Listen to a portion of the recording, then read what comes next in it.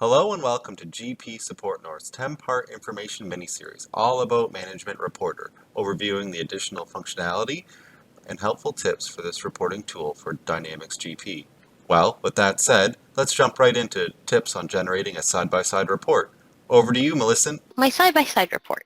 Okay, so if I was to show you this report, okay, my side-by-side, okay, you could have a report that has maybe assets and liabilities on one side and it's all on one report. It's not like I had to build one row set and then another row and then kind of combine them. I can't do that anyways, but this is what you can do is on the row. Okay, to do that, you bring in your revenue accounts, you bring in your expense accounts, and this is the magic one, the magic button here, the column. That's what inserts the break between the columns between your revenues and expenses, assets, liabilities, things like that.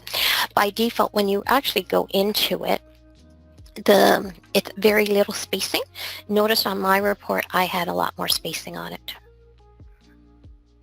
Okay, I made it bigger, and where I did that very quickly, oops, wrong program, is in the settings here.